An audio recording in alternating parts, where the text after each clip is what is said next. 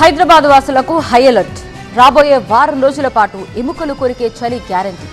ఇప్పటికే గత 2-3 రోజుల నుంచి బహుశా మీరందరూ గమనించే ఉంటారు, సిటీతో పాటు నగర శివార్ని కోల్డ్ వేవ్స్ కమ్మేశాయి. ఇదే వెదర్ మరో 7-8 రోజుల పాటు ఉంటుందని వాతావరణ శాఖ అధికారులు హెచ్చరిస్తున్నారు. దీంతో పాటు చలి, మరోవైపు సీజనల్ వ్యాధులు విజృంభించే అవకాశం ఉండడంతో నగరవాసులు బెంబేలెత్తిపోతున్నారు.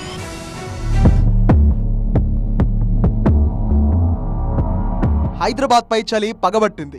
జంట నగరాల్లో చలి తీవ్రత బాగా పెరిగింది. నగర శివారులో గత 2-3 రోజుల నుంచి కోల్డ్ వేవ్స్ వణికిస్తున్నాయి.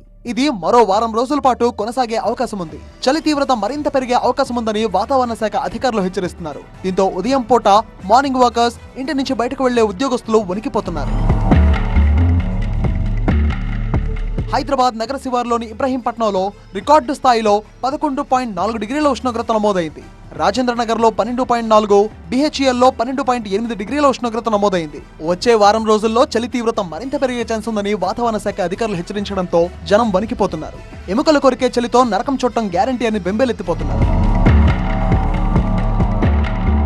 హైదరాబాద్ తో పాటు ఉత్తర తెలంగాణ జిల్లాల్లో కనిష్ట ఉష్ణోగ్రతలు 2-3 డిగ్రీలు తగ్గాయని వాతావరణ శాఖ అధికారులు వెల్లడించారు. అటు దక్షిణ తెలంగాణలో సాధారణ కనిష్ట ఉష్ణోగ్రతలు నమోదవుతాయని తెలిపారు. ఆదిలాబాద్ జిల్లాలో 12.2 డిగ్రీల ఉష్ణోగ్రత, హన్మకొండలో 15 డిగ్రీల కనిష్ట ఉష్ణోగ్రతలు నమోదయ్యాయి.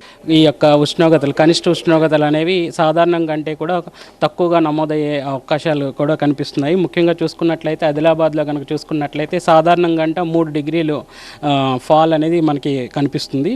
ప్రస్తుతం కనుక చూసుకున్నట్లయితే నిన్న నమోదైనటువంటి కనిష్ట ఉష్ణోగ్రతల వివరాలు కనుక చూసుకున్నట్లయితే 12.2 డిగ్రీల వరకు కూడా ఈ యొక్క ఆదిలాబాద్లో రికార్డ్ అయింది. అలాగే హనుమకొండలో కూడా చూసుకున్నట్లయితే సాధారణం కంటే -3.8 డిగ్రీల వరకు కూడా ఇక్కడ డ్రాప్ అనేది కనిపించింది. మరోవైపు శీతాకాలంలో సీజనల్ వ్యాధులు చుట్టుముడతాయని వైద్యులు హెచ్చరిస్తున్నారు. వింటర్లో శ్వాసకు సంబంధించిన సమస్యలు ఉక్కిరిబిక్కిరి చేస్తాయని హెచ్చరిస్తున్నారు. వీటి పట్ల జాగ్రత్తగా ఉండాలని వైద్యులు సూచిస్తున్నారు. మంచినీరు ఎక్కువగా తీసుకోవాలని, హెల్తీ ఫుడ్స్ తీసుకోవాలని వైద్యులు సూచిస్తున్నారు. మనం సమ్మర్లో ఎలా అయితే వాటర్ తీసుకుంటామో సేమ్ అలానే మన బాడీ వెయిట్ని బట్టి మనం వింటర్లో కూడా సేమ్ వాటర్ క్వాంటిటీ తీసుకోవాల్సి వస్తుంది. హెల్తీ ఫుడ్ తీసుకోవడం, హెల్తీ ఫుడ్లో మెయిన్గా వెజిటేబుల్స్ అండ్ ఫ్రూట్స్ ఇంక్లూడ్ చేసుకోవాలి, which are highly rich in vitamin C, vitamin D, B12, B3, B6 and omega fatty acids and fish oil and ఇలాంటివన్నీ కూడా మనం కంపల్సరీ మన ఫుడ్లో ఇంక్లూడ్ చేయాలి. వారం రోజుల పాటు చలి తీవ్రత పెరిగే అవకాశం ఉండడంతో ఇటు హైదరాబాద్ వాసులతో పాటు ఉత్తర తెలంగాణ ప్రజలు వణికిపోతున్నారు.